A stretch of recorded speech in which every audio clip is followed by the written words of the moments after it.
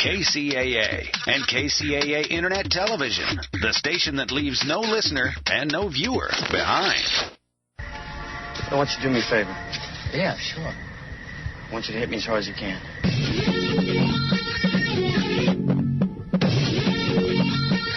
You're entering a world of pain.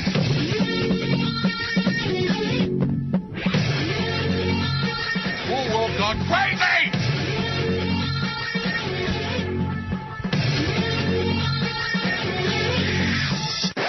I'm running this monkey farm now, Frankenstein, and I want to know what the you're doing with my time!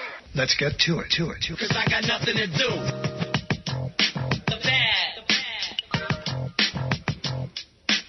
Afternoon, everyone. This is Nothing to Do with Brian. It is Friday. It is 5. It is KCAA 1050 AM, and it's time to talk about nothing. Or maybe something. Do we have some topics coming up? I think we got a few. First off, I want to talk about something that boggles my mind and has boggled my mind since shows like the British versions of The Office and also the American Steve Carell's version. Who still watches TV sitcoms with laugh tracks, with audiences? Newton in the booth, are you still watching these? Yes. You honestly do? You know, as a matter... Oh, wait, no, that show doesn't have laughing. Never mind. What were you going to say, 30 Rock or something like that? I was going to say, currently I'm watching The Wonder Years on Netflix. It doesn't have a laugh But it does not have a laugh track. A Vietnam era. I'm laughing. Sad I'm TV. laughing at Yeah. I'm laughing at why am I watching this again? But yeah, I loved The Wonder Years when I was a kid. I actually sent a letter, a full letter, 3-page letter with a drawing to Fred Savage. I was obsessed with Fred Savage. My mom actually, in my Easter basket, she used to put Teen Beat magazines with Fred Savage in them until I was about 12. And I said, all right, it's time to maybe knock it off with the Teen Beat magazines. At 12? Yes. I think it's time at 12 to end you got, okay. But I sent a letter to him, and it took 9 months. And finally, the entire cast, Dan Lauria, his hot sister who went away and came back 2 seasons later, Jason Hervey, the a-hole older brother, they all signed, and Marilyn Manson, also Paul, also sent, they sent autographs. Wait, stop. I remember hearing that. I just want to clarify, that's not true, right? Just making sure, because I remember Marilyn Manson says the age and the math doesn't work out really, but let's go with the urban legends, right? Yeah, we have Alex Jones on here. We I always wondered, you know. But yeah, they sent me an autographed photo back, and it was the best day of my life. Little Monsters, all the best Fred Savage movies. But no laughing real. The kid from 2.5 Men, he's leaving 2.5 Men. Yay! Do you care? I don't care. Who watches that show anymore? A lot of people. Why? I don't understand. Charlie's got a way better show on right now. Yes, and I don't. It has a laugh track, I guess, but at least it's cable, so you can get a little bit edgier. But people watch these shows. It's like Meatloaf's albums. Everybody said they sold millions. I don't know one person who owned one. I don't know one person who watches 2.5 Men and who loves it and who says it's the greatest thing ever. This kid's already 19, has Down syndrome. I'm pretty sure, 90% sure, that he has an extra chromosome. Yeah. And he's gone. So I guess there's some news for you for people who love sitcoms. Honestly, ever since 30 Rock and Reno 911 and shows like comedy shows like that, how can you go back to a 3-camera sitcom? Yeah, and what's the guy's name? The half man? Or he's the half man. The other guy, the brother. John Cryer. He's really the half man. The luckiest man in show business, by the way. Yeah, how does he get... They're probably going to continue with the show, or what? Ducky from Pretty in Pink gets a break like that. Yeah, I get they're continuing. I mean, it's still pretty popular ever since Charlie left. So he's not funny. No, not at all. That's how you know that it's a laughing reel, because of his jokes. Canned laughs in the audience. Home Improvement was probably the last one I really enjoyed, but that was my little rant that I always want to start with. Something that pops across my eye literally when I'm walking into the studio. I see something and it bothers me. Sometimes it's driving in and traffic gets to me, or sometimes it's just smoking, quitting smoking, and I got to bring that up because an urge hit me right before the mics turn hot. But today I actually have a pretty sweet guest that's going to offer. I don't know, the better half side. She is Liz. Hi. How are you? I'm good. How are you? Liz has basically done it all. From what you told me, tell me pretty much what your email was about what you have used to your advantage the last 8 years to survive in this world. I started off with your basic modeling, and then I just kept taking it further and further, from dancing to acting in the adult industry. and then from acting to webcamming, and then to phone sex. Wow. All right. So all around the world in I. Mm-hmm. I have found my baby. You started off with you said modeling, and then it went further from there. So how do you start with? I mean, I know we see Craigslist and all that drama where people are getting knocked off. So it would scare me if all of a sudden I saw an advertisement saying, come and model in my studio, but it's an actual studio apartment or something like that. I never started off like that. Mm-hmm. You have to know people who know people. That really gets you into something big and like safe like that. And once you just start knowing people, you slowly feel for it and feel more comfortable doing more and more and more. Mm-hmm. And it started off modeling for like bike magazines and like lowrider-esque. Is that? I was in I don't know, something about a bike, and I don't even remember the name. Are we talking mountain bike, street bike? No, like or motorcycles. Okay. Mm-hmm. And right. my very first one was actually at the Laughlin River Run. And okay. That led into promos and Jägermeister girls and Bud Light girls. I am instantly intimidated and completely. You're like a college girl, and I'm a freshman, and that's the chance I would have to be able to talk with you and try to act tough and try to act manly. Laughlin already, the bikers at Laughlin, that ups it a little bit. Motorcycle magazine modeling in Laughlin with motorcycle bikers, that terrifies me. That is completely not me. I would burn out there. It wasn't me either, but you grow into it, and it's something that you're not usually, but once you start it, you just kind of follow with it.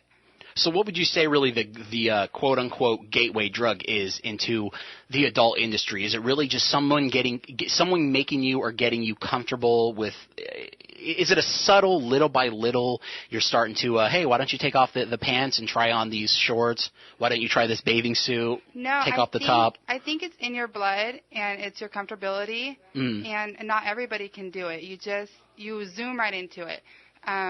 Either if you're going to start off, you're all about it, and you want to go all in, all or nothing. There's no halfway into it. There's no, maybe I'll just do a little bit over here and a little bit over there. No, you go all in, and usually you have a motive, and that's money.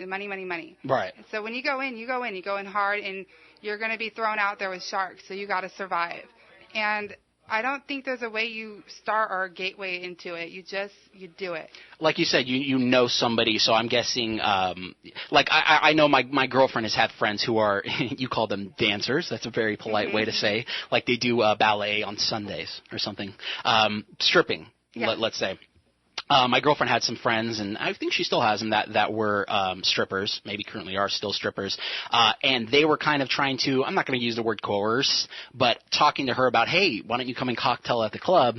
You don't have to strip. You don't have to take your clothes off. You just kind of walk around, look attractive, make some tips. But that was kind of the gateway drug, it seemed like, with all the strippers, because they all started there. And then they were looking up at the stage and seeing the dollar bills coming down. And they're looking at their drink tray and realizing there's only change, and they want some folded bills in their G-string. So they eventually start to look at the money side. Like you said, the money is always the main motivator. And their inhibition kind of starts going down along with their coke intake, it seems like maybe. Those two combinations make you maybe a little bit more comfortable, I'm guessing, in that world. But with you kind of, it seemed like you jumped around like a Tarantino movie. Usually it would make it seem like it would go modeling and then maybe stripping and then webcam or something on your own, and then just full-on adult films. You kind of jumped around a little bit, so explain that path a little bit. Well, when you talk about knowing somebody to get in somewhere, it's more comfortable, like you said, with your girlfriend. When you know somebody who's already in the industry, you feel more comfortable, and you see the different side of it. Stereotype is like, oh my gosh, she's a stripper. Don't talk to her ever. Don't even look at her. But when you actually that's not my not look at her is usually not my vocabulary. Newton, not look at her with a stripper. Guy. No comment. No. Most girls, they don't want nothing to do with it. Right. But when you actually get to know someone, you're like, oh, it's not as bad as everyone says it is. Or we mainly maybe think broken toys, something maybe, and I don't mean that sexual. I mean broken as in something maybe happened when they were younger that this is now a cause of something in their past, rather than, hey, I'm just trying to make money. This is like, no, you're doing this because you're mad at daddy. Oh, yeah, you're doing this because daddy didn't right. hug you enough, right. and you're the middle child syndrome. It's not even like that. It's not really. If they understand that it's just money, and our motive is not sex or sleeping with people, it's money. And this is how we make it, and we're good at it. Just as a nurse is good at health and a teacher is good at kids. Good comparison, absolutely. A stripper is good with men and good with money. Right. All providing a service. Yeah, absolutely. And yeah, you're not forcing it upon, really. Well, actually, sometimes strippers with this is a cool thing about strippers, because I myself, I can honestly say I've never been to a strip club. I have been in a relationship for almost my entire adult life, but they just don't really do it for me. They, for whatever reason, I don't really want to pay to be teased, and I know that's kind of the cliche, but I don't really think, from my experience of meeting strippers and learning really what they do, I don't think they're selling nudity. They're selling companionship. They're selling love, and they're selling like to men that probably would never be able to date them. They're kind of saying, I'm interested in you. I want you right now. You do it for me. I would quit my job for you. And they kind of invent this world where I didn't realize it, but these strippers were on the outside. They weren't even really technically having sex with these guys on the outside, but there was stuff going on outside of the club with these customers still, with these clients, rents being paid, cars being bought, certain things that go up your nose being provided on a weekly basis, and for you and all of your friends, just to kind of maintain that we have a real relationship. There's two different types of people that go to strip clubs. There's the guys that are looking for companion. There's something not there at home that they really miss, And if they could provide that for a girl, such as rent being paid or bills being paid, just for that girl to really give them attention that they're not getting at home, it means a lot to that guy. Then there's the other half of the people that come to a strip club, which is bachelor parties, group of friends, and they know what they're doing. They're just going in there to party and have fun and look at girls. They're going there wearing sweatpants with no underwear type of guys. And you learn as a dancer to separate those two and figure out which one you want to work with, and there's some that are really good with working as companions and one-on-one. There may not be sex involved, and there's just simple text. So you kind of made the face I noticed right now when you were saying about the guys just coming to the bachelor party. In my eyes, I would think that that's maybe a little bit more acceptable, and maybe something like me, myself, I could never see myself going there as a regular. But yeah, once in a while, if I was going to go there, and the way I would look at it is I'd be at the bar drinking, and hey, we got some cool background stuff going on, naked women. That doesn't hurt anything. Exactly. It's a fun little party, but you kind of made it seem like you guys are you guys trying to get those long-term customers rather than just a bunch of short, Yeah, because the long-term ones are the ones that are going to pay your bills, the ones that are going to want to take care of you, and they say, what are you going to do when you're 40 and you're still stripping? Well, hopefully I have gained enough customers where they're going to keep coming back to me, and those ones that come in for the bachelor parties and hangout party, I mean, that's cool. Everybody has money to spend. I'm not going to deny $1, but those are just one-nighters, and that's an easy couple $100 real fast, and you're never going to see them again. Well, speaking of 40, the girls that I know that are strippers, they're teetering on 30 years old, and it's not as easy as them just to go to Santa Ana and Newport and strip there, or even out to the Inland Empire. They're driving out to Vegas on the weekends, and not even Vegas, Strip Vegas, but they're going to North Vegas and just to try to get in, just to try to buy some stage time. And it does seem like it gets a little bit more difficult because you do have all these young bucks coming up. Yeah. They're 18, 19, and they're, again, a weekend. People, you really have to think about it. Again, this is nothing to do. KCAA, 1050 AM. I'm here with Lynn. She has been all throughout the gamut of the adult entertainment industry, and she knows a lot of behind-the-scenes stuff. But I don't think people really realize. You sit down, you have an office job, all right? Monday through Friday, you got an a-hole boss. You're working 9 to 5, 8 hours a day, half an hour lunch break. You're waking up at 5:30, 6 in the morning, sitting in traffic, doing all that to bring home a paycheck of $1,500 every 2 weeks. Imagine making that in a weekend. Exactly. 2 nights, you kind of got to throw your inhibitions to the wind, take a couple of shots, get up on the stage, maybe have a little bit of fun doing it, and maybe like how you were just telling me, this is your first time on the mic and you're a little uncomfortable. Yeah. If I said jump on the table, you know what I mean? And it's not your first time, but maybe if it was your first time and I said jump on the table, you'd be like, no, wait a minute. But now you get a little bit more and more comfortable, and you're like, yeah, I can dance on the table. Well, here's my thing. I don't know where I was going with that. Was I going to jump on the table? No, I don't think I was going. I don't think I was you're going to, let's say you work a 9 to 5 and you're beat, you're tired, Right. your boss is an a-hole. What do you do on a Saturday night? You go out with your girlfriends to the bar, right? Sure, I'm going to guess that you're going to have drinks. Paid for you. Well, whether or not, you're still going to spend your money on drinks. You might sleep with some guy you don't know. You're going to have a hangover the next morning. Why not get paid for that? Why not? For getting a hangover and getting laid? Why not just go to the strip club, make your $1,500 on a Friday and Saturday, and then you did everything you were going to do on that Saturday, but yet you got paid for it. Yeah. You danced, you had drinks, you talked with guys. Except this time you got paid for it instead of just going out with your girlfriends and doing all that for free because you have a 9 to 5 with an a-hole boss. Yeah. If you want to jump in and maybe ask Liz a question, ask me a question if you want, but I don't even – I'm trying to think of the male's equivalent to this because a pretty girl, when she turns 18, she's got options. Not only the short-term stripping a few times, but they can decide to marry an unattractive but wealthy guy when that's in his 50s and maybe just marry him and have a loveless marriage but have kind of be set. You guys have a lot of options. What are the male versions of that? Newton, drug dealing? Robin? All of our stuff seems a lot more dangerous. It's so easy for a girl, it seems like. You know, like, and a lot of them don't know how easy they have it. You know, all we have to worry about is just looking pretty. Yeah. Basically, and hopefully we find the right man. I mean, it's kind of wrong to think that too. You know, we should be able to get out there and work too and prove ourselves as women. Yeah. You know, but sometimes people sit there, I don't know what I'm going to do. I have kids. I don't want to sit at home. I want to collect welfare. Why don't you get out there and do what you're good at then, you know? If you're good with men, go do something. Why give it away for free? Yeah, exactly. Phone number is 888-909-1050 if you want to call Liz, ask her any questions on a lot of aspects of the adult industry. So we talked a little bit about stripping and about dancing, and it's pretty self-explanatory.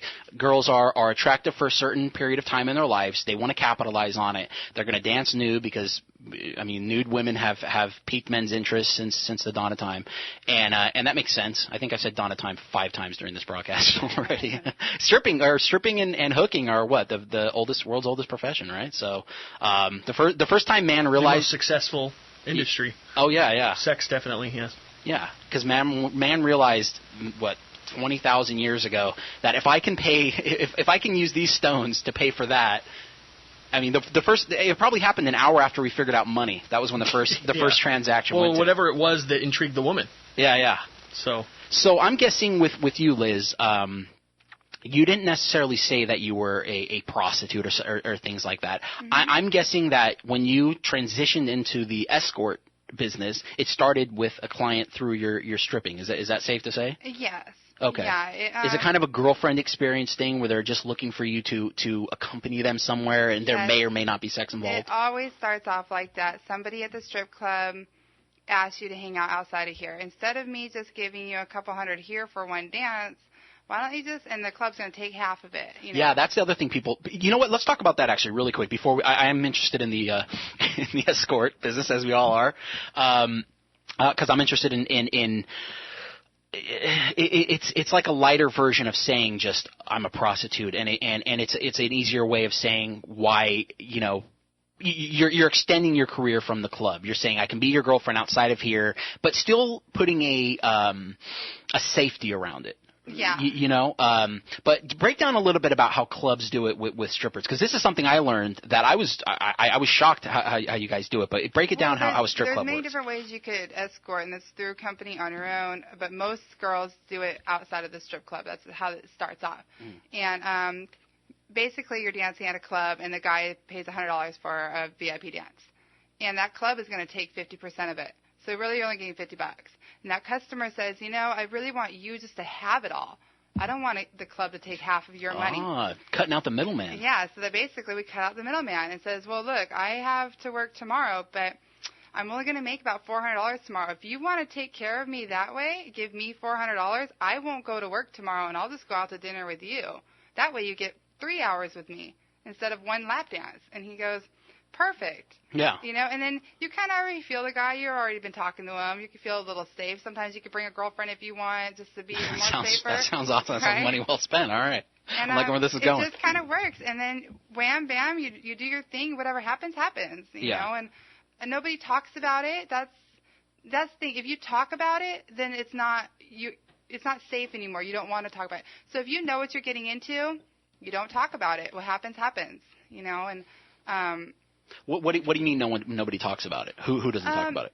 Everybody, whatever escort, the customer, whatever happens behind a closed door, nobody talks about it. What's the percentage of the men? Because inside the strip club, I don't really care who's married, who's not. It really doesn't matter, I guess. It's whatever. That's their own personal relationship or personal thing, I guess, relationship with their wife. But outside of the strip club, because most likely sex is going to be involved, I'm guessing. What percentage would you say of men? Well, first, how many men would you say you've provided the girlfriend experience with? Maybe there's always like about 3 main people that I constantly would text and call back in the day, like as your regulars. My main, quote unquote sugar daddies. Right. But I would never call them sugar daddies. Financiers. I would never call them that to their face. Oh, they didn't like that? They didn't mind when you called them daddy, though, I'm guessing, maybe right? a couple would. Or sugar. But not really. They really thought they were your boyfriend. So you can't ever let them know about each other, I'm guessing. You have to kind of make it. Do you have to make it seem like I want to leave that life behind? Because that has to come up. Yes, it has to come up that they at first the reason they're with you is because you strip for them, and that kind of intrigues them. You're ultra sexual, I'm guessing. You flirt really well, and that's what initially attracts them. And then after them dating you for a while, how soon before they're telling you, leave that life, I'll take care of you, baby? Oh, gosh, usually within a few weeks. Few weeks? They don't want you to go to work. They want to take care of you. They want to feel like... Men are idiots. What's wrong with us? It's so simple. You pay her, she comes over, and then she leaves. You gotta get your emotions in the way. Yeah. Men are idiot with emotions. That's what I realized. Well, most of the thing is the guys are either divorced or they are married, and their wife is just not giving it. They're not getting any at home. And that could mean necessarily not even just sex. It's everything. They're not making them feel like a man. Exactly. They're not making them feel young. Yes. This was what I realized with my arrogance now. I just turned 30 in January. I know you're not supposed to give your age on the air. You're supposed to be forever 25 so you can be hip. 25. But I think our average age of our what was the last time we checked? Dead? I think the average age of our listener was dead. Was that about it? 95 to dead. So I can say 30. I recently turned 30. I still think I can get the same girls that I could get when I was 18 at 30. I've now put on, since my 18-year-old license picture, which I still hold on my picture to show people and say, can you believe I used to look like this? Which is 12 years ago. I've put on 80 pounds, probably 70 to 80 pounds. But in a man's head, we could still get the girls that liked us when we were 18 and on the prom court for whatever reason. I don't know. Maybe it's our mothers just pumping us up and saying how wonderful we are and that we're all gods. But, yeah, I don't really know where I was going with that. But I'm just thinking that men, with our emotions towards women, we're idiots. And kind of with our view of ourselves, when we kind of say, once we give into a woman, once we finally say, okay, woman, here's my heart, we're idiots because you guys can do anything with that. So what was one of the we're going to go to commercial here pretty soon. So I wanted to know, when we come back, any cool stories that you have about a relationship, quote unquote, girlfriend experience you have with one of your escorts that went wrong. Okay, I definitely want to hear one of that. You'll be back with Nothing to Do with Brian on KCAA 1050 AM. Give us a call, 888-909-1050. I'm here with Liz, and I want to hear from you.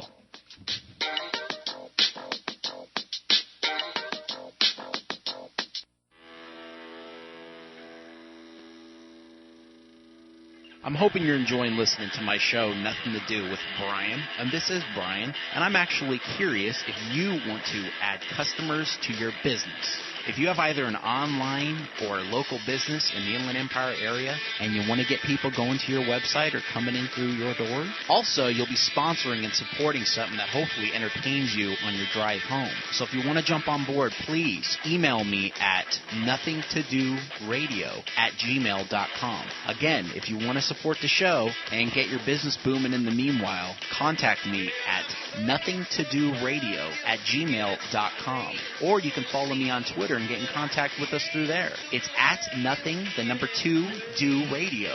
Again, at nothing2do radio.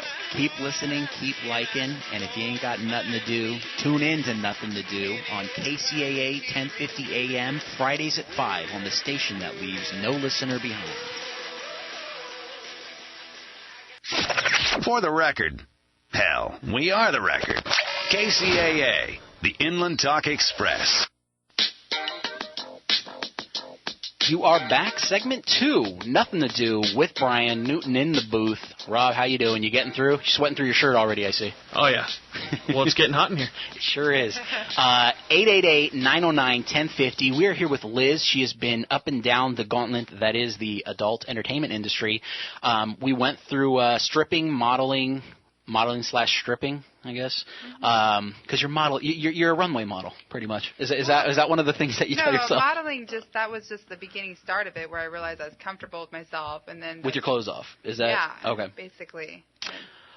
We were ending with the G. I don't know. Is the phrase GFE and girlfriend experience still a popular thing? Because is that still what people call it, or is it? What's a girlfriend experience? Really? Wasn't there a movie that just came out with what's that really dirty porn star? She's the dirtiest, but she's beautiful, and she's actually getting into real acting. And she just did a movie called The Girlfriend Experience, which really a guy is paying you to be his girlfriend for the night. Escort. Yeah. Take her to. Okay, so I'm guessing nobody calls it GFE anymore. I'm stupid. I'm so bad. See how bad I am? I only know stuff that I see in the movie. I think they just call it escorting or sugar daddy, sugar babies. Mm-hmm. No. Cool. Yeah. Sweet. So we were talking about when men, when you kind of cross that barrier outside of the club. You go past the velvet ropes, you walk past the giant Samoan security guard, and you actually let him walk you to your car. The guy inside that was you paying you for the night's attention. Well, if you were in the strip club, they would never walk you to your car. We have security that do that. You just exchange phone numbers, Okay. And then it goes from there. And some of them get attached, and during the break, you were actually telling me that it's a little bit sooner than even I thought guys were capable of with getting completely crazy. And tell me about that. Tell me about your experience, how it started, and kind of where it went, and when did the guys start really trying to cage you up? Well, the guys are really excited about it. I mean, oh my gosh, I got somebody that's 20 years younger than me. She likes me. And, we have this whole act that we do like them, but it's all fake, There's no drama, it seems like, attached to it either. You're not going to, if you're a new car that was just sold to somebody, you're not going to show all your dents and show all you're just going to show them all the beautiful leather inside, and it's going to be all kittens and butterflies, right? Yeah, I had this one particularly back when, and I would see him once a week, and he would pay me not to dance, but to see him instead. And, of course, it would be all dolled up. It'd be pretty. I'd be in character still. In character? Yeah. Did you use a different name when you were with him, or did? No, he knew my real name after a while. Okay. Is that the first step to taking him outside the club? Is when do you tell them your real name, your real identity? I do. It wasn't a big deal to me. We don't use a stage name as a security purpose. We use it as a character. I didn't know that. Okay. Like an alter ego. Everybody thinks oh my God, stage name because you think they're going to follow you home at night. Not at all. I used it as my alter ego, somebody I could snap into. Plus, it's does a guy really need to know your name to stalk you? He knows where you work and where you dance naked. Yeah, it's pretty sure easy. He saw the security walk you to your car, so he's got your license plate. And I saw on a couple websites, I think, where they show. Well, a friend of mine saw on the websites of strip clubs, they have the calendars and when and what time and what day all the dancers are dancing. So, it's a stalker's paradise. I'm more scared of the bum at the gas station late at night when I'm pumping gas because he has no money. Than the guys with money that paid me. Yeah. So I never used it wasn't a big deal to me. They would say, oh, what's your name? And I'd give them my stage name, which was Cadence. And then they would be like, oh, well, what's your real name? I'm like, oh, it's Alyssa. And they're like, oh, okay. And they never, nobody ever cared. Right. So this guy that you give him the number. Yeah, we start doing the whole once a week thing, and we go out, we do pretty things, we do fancy things, and we look like $1 million couple. And it's kind of cool to get pampered, once a week. Right. And, then they just start getting a little bit more possessive, a little bit more like, how come you didn't answer my phone call? Where were you? Who were you with? Now they're kind of starting to feel like, oh, she's somebody else when she's not with me. Or they're starting to treat you like they think you're their girlfriend. Exactly. Well, I think they slowly catch on a little bit that you are a normal person outside of work, and this guy is your fantasy guy. Mm-hmm. You know, and it's just it's play. It's not real. You know, and then they start to catch on, but at the same time, you're not wanting them to catch on, so you're playing along, you know, doing your thing. But it usually takes about 3 weeks until they start really considering you, like, to being possessive, to calling your phone 15 times a day. Well, let me play the devil's advocate then and try to think what I have given you as this guy so far. In those 3 weeks, let's start off with a rough estimate of how much do you think he spent for your time, for you being his girlfriend and him being your sugar daddy? It would be, let's see once a week. She's got the fingers counting. I'm trying to count 4 fingers to the mic right now. It would be once a week, and then maybe I would say about $400 for the night of dinner. So $400 a week for. And he's paying for the dinner too, of course. And for the dinner and for the movies. And then sometimes I would milk it. I would bring my oh man, my phone bill, it's gonna get shut off. Oh wow. So I would bring my phone bill to dinner, or you bring your phone bill. When did you bring it up? Was it before was it when the bread came? Like I just work it in. Like he'll text me like, hey, do you want to go out to dinner tonight? And I'll be like, oh, sorry, I'm just really irritated today, and my phone bill's due today. And he'll be like, oh, it's okay, just give it to me and let's go out to dinner. I'm like, okay, you know. Oh, it might ruin the night because I'm bummed out about my phone bill. So okay. So, and then one time my phone broke, and I can't. My phone's not working. I can't text you. All right, just come with me. We'll go buy a new phone. So he'll give me the $400 cash. He'll do something like, you know, buy me something, pay a bill, buy me a new dress. I don't know, whatever I wanted. And then dinner, and then movie. So you're thinking about $1,000 a night, $1,000 a week. So about $3,000 he probably spent before. In 3 weeks. Yeah. Didn't you say he also bought you a car though? I did. I did have one buy me a car. Oh, not this one. This was a different one. Yeah, I had a few. This one, I had just started talking to him, and then maybe within 3-4 weeks of talking to him, I totaled my car coming home from work. On purpose, so you can get a nicer one? No, one? on accident. No? Oh, I swear, it's on accident.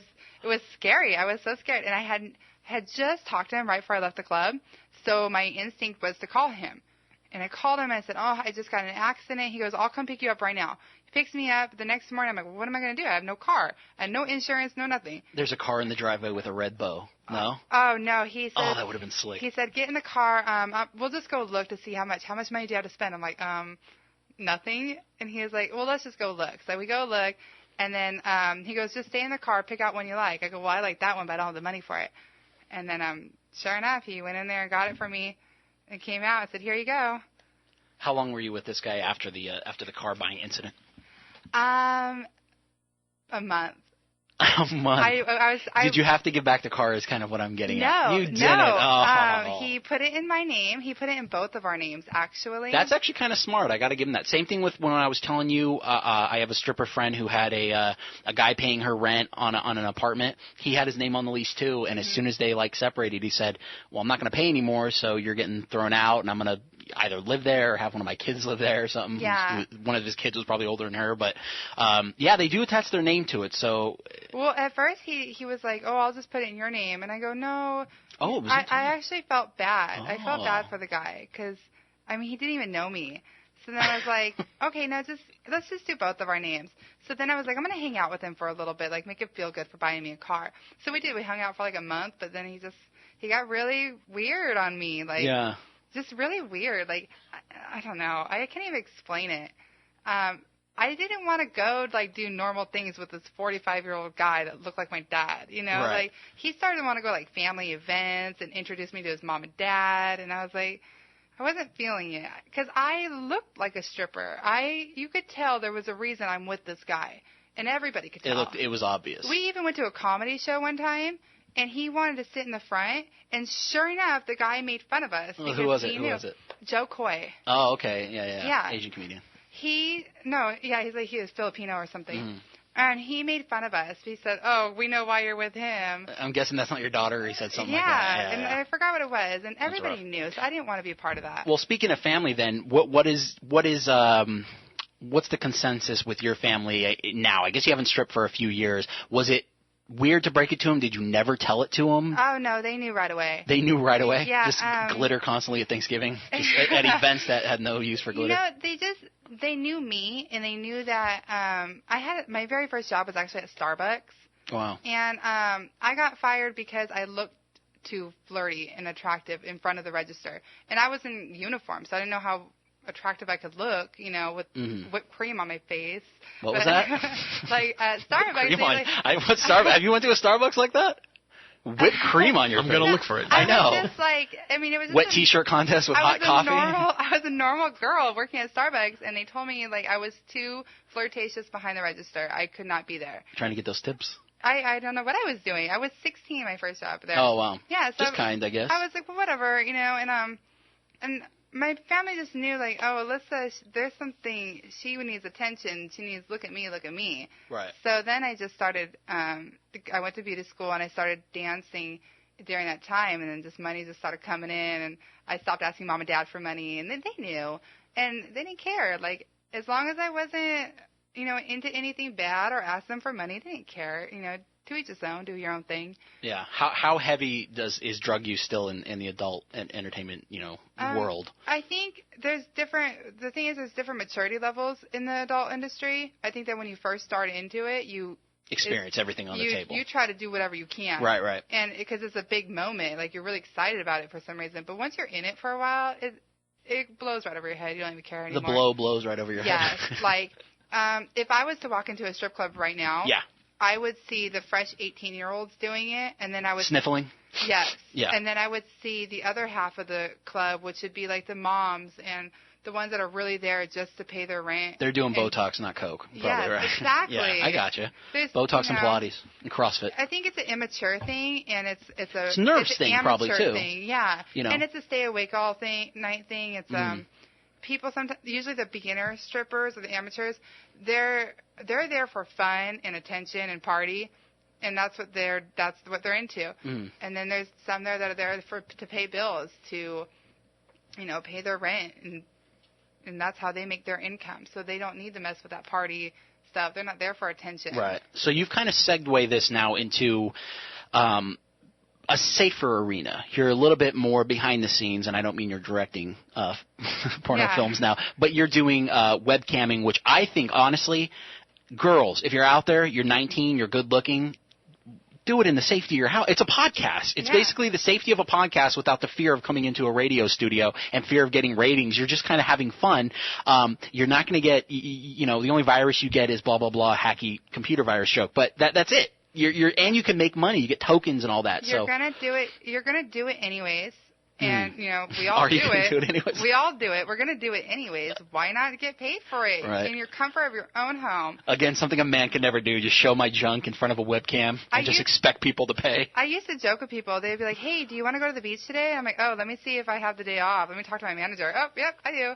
"Okay." And that's the you're your own boss it. too. Yeah, you're your own boss. You can do whatever you want. You can log on whenever you want, and just money just comes in, just sitting at home. You don't have to pay for daycare. You don't have to pay for gas. You don't even have to do your hair and makeup if you don't want to, because the camera's not even in there. Right.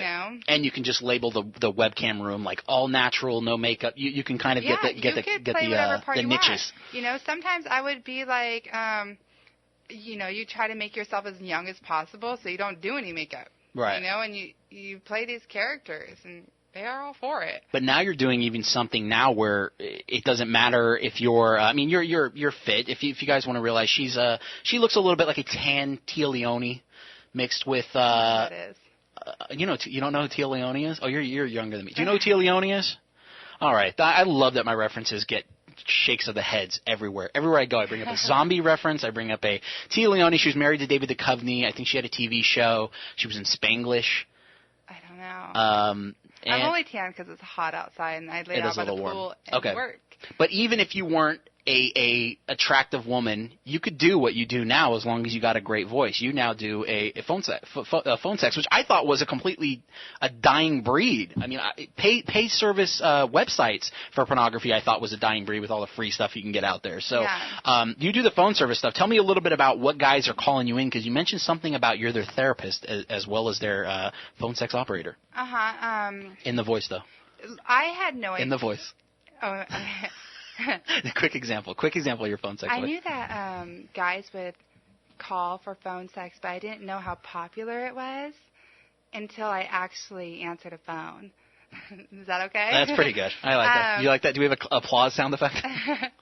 I should have got that ready. Yeah. No, but I like it is character, like she said. Because as soon as you asked her to do it, she got herself all situated, and she's like moving back and forth. Like you got into character. I have to adjust into it. And when I answer the phone, I like put this blank face on and like, hello?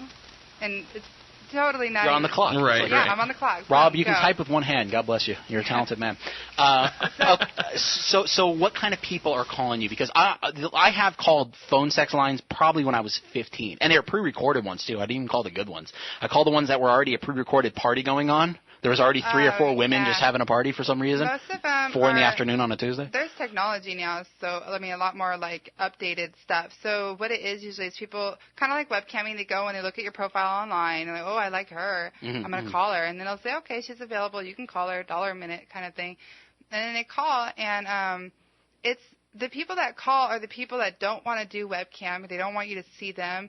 They don't want anybody to know. They're too embarrassed to go to strip clubs. And what the callers are, they're people with fantasies that they're almost embarrassed about.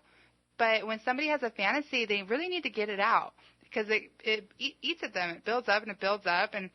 And if somebody like their wife isn't going to fulfill that fantasy for them, they need to get it out by talking about it with somebody else. Right. And that would be me. What if the fantasy goes maybe a little too far? Are you like a therapist where if it starts going into illegal territories, you got to report it? If he starts talking about kids or animals or weird things. Here's my thought on it, though. And people have asked me this. That's my biggest question is what if they start talking about that kind of stuff? Right. And I think that I'm actually saving That's somebody. A good point. Because you're venting it maybe a little bit. If they can't talk to me about it, that means they're going to go out and actually do it. So I might as well just play this role and be this little fantasy for them on the phone instead of this guy actually going out and doing it to somebody, or a dog, poor dog. Poor dog. Yeah, and I feel like I'm helping them, and I'm almost like their therapist, and I'm that 20-minute phone call. 20 minutes. How much is it per minute? $1 a minute. Oh, that's not horrible, actually. $20. Who's paying their phone bill? Their sugar daddy. Usually, yeah, right. Who's lasting 20 minutes? 20 minutes. They have a lot to say, And it's the first 5 minutes. Start off introducing yourself. Hey, how are you? And then leads into, well, hey, I have a wife. I have kids. They go that far into their own personal life? Oh yeah. That blows my mind. I have this. And you're in character. They're not. They're like, it's like the opposite for them where they're saying, this is the one person I can be completely vulnerable to. Yeah. I can show all my scars. I can be completely venting and showing everything that's in my brain to this one person because, like you said, they're not on a webcam. They're not being viewed. They're anonymous. I have no idea who they are. And if they have something sick and twisted to tell me, there's no way I could pick up that phone and call them back. There's no way I could pick up the police and tell them who that guy was. I have no idea who that guy is. Do you have stuff that's completely non-sexual? Uh-huh. Yeah, all the time. Like you're their boss and they're chewing you out because they got reamed at work that day. Yeah, I can imagine that. A guy's wife died and he's really upset and lonely and he just wants to talk about it. You know. And he don't want to go to a therapist. He's not going to pay $200 to go sit and talk to somebody, like that. He'd rather just give me $20 real fast. Let me listen. And I get a lot of gays. Closet. A lot of gays. Okay, guys in the closet. Okay. Like a lot of people who are married. Can I hear that voice that you do? Hello, do it. Do your man voice. Do you have to be a man or do you want to be a woman? No, I'm not. They're opening out. They're opening up to you. They're coming out. Yeah, they're coming out to me. Okay. And a lot of them are married, and they don't want their wife to know that they are secretly gay. So they're doing the bathhouse thing on the weekends and going out to Mr. Fisters on not even Sunday like nights. They just fantasize let's say about their friend, their guy friend, and they have no other way of getting it out. And could you imagine having a secret and it's just building up in you and building up in you? I can. No, I don't know what you're talking about. There's nobody else to talk to about it. Wouldn't if you feel safe to pick up the phone and just talk to a stranger about it and then go about your day? Yeah. You know. So with all the avenues, I know we could say that you'd rather be maybe making the money that a successful stripper makes, but only have to do the phone sex or only have to do the webcam. But which would you say is the most volatile, where there's so many negative things that it can come crashing down at any moment, and maybe it feels a little bit more out of your control? Would you say the dancing, or? I think that the stripping is probably like the worst, you would say? You would say the things that you feel the cool thing that I like about you saying webcams and the phone is that you do have a little bit more control on it. You can say, I don't feel like coming into work today, and just log off. I know the girls who I know who are strippers, if they call in sick, they have to pay the club for not renting the stage that night. I mean, people don't know that they really, it's almost like old school mafia tactics where it's like, oh, you're calling in sick? Oh, that's cool. Oh, you're on your period? Oh, all right. Well, you still have to pay me $100 for losing money for the club tonight. So it gets very kind of spooky where you're out of control of it, but you can make a lot more money, of course, when those middlemen are involved. You know, I think stripping is the main one that I would knock out and not ever do again. Okay. How long was the last time before you stripped? About 3 years ago. 3 years ago. Mm-hmm. So you were 22? Yeah, 22. 22. That's a quick out. 23 maybe. Yeah, and a lot of people are there till 30s, 40s. Oh gosh, you know, yeah. But I had a kid young, and I was done. I was done. People telling me like, okay, don't get me wrong, I'm good with dancing and I'm good with money and I'm good with men, but I was tired of that scene. I'm tired of the younger girls keep coming in, the whole drug scene, and you know, the one thing that really bugged me about dancing is that when you're a stripper, people think you're a stripper all the time. Right. And nobody wants to hang out with a stripper outside of the club because they think I'm going to show up in go-go boots to the family barbecue and start giving everybody lap dances, and that's not true at all. I'm a normal person, too, outside the strip club. But yeah, especially probably your non-strip friends who maybe they automatically put you in a category. They put you in a box, and you kind of stay in there regardless. You could become a nun. You're still in that box. I could show up in a nun outfit, and they would still be like, oh, God, don't. What does she have underneath there? Yeah, they really think I'm going to start giving everybody favors and taking everybody's money, and it's like, no, I'm here for the burgers, too. You know, like, they think that I'm just the stripper all the time, and then like you said too, the people having control over you when you're going to come into work, and you know, even if it's a dead night, they want you to sit there and be pretty and enjoy your work, and you can't go home if you wanted to. You have to be there till 2 in the morning. What are the shifts like, actually? Back to stripping, and again, this is nothing to do with Brian. Fridays at 5 on KCAA. Also, if you want to go to my Twitter, nothing to do. Hit me up there. I'm always putting up updates. I'm always trying to be witty and funny. Follow me. I'm always looking for advertisers. You got a restaurant, you got a company out here locally, or maybe even online, or a phone sex service. Then definitely hit me up through my email, nothingtodoradio@gmail. We can work out some great spots where I can get some good 30-second commercials on during my show. We got a lot of loyal listeners out here, and jump on board this gravy train. It's going to be fun. How long does a stripper work, let's say, on a Friday night? There's 2 shifts.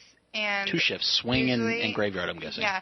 Usually you're ones that are looking for companions, and those ones are from 11 to 7 about. Okay, so they are 8-hour full shifts on your feet most of the, I mean. Well, not during the day. Usually during the day it's like really calm and laid back. And then their second shift is usually from 7 to 2. That was some interesting stuff, Liz. We see the world a little bit more clearly. It's easy to judge things on the outside, of course, but then you crack the book open and I don't know. Once you like get a taste of, it's not all drugs, sex, and crazy glitter everywhere. You know. Absolutely. There's a different side to everybody. Thank you, Liz. Again, this is nothing to do with Brian on KCAA 1050 AM, the station that leaves no listener behind. Talk to you later. You're on board KCAA's Inland Talk Express. KCAA, Loma Linda, 1050 AM, the station that leaves no listener behind.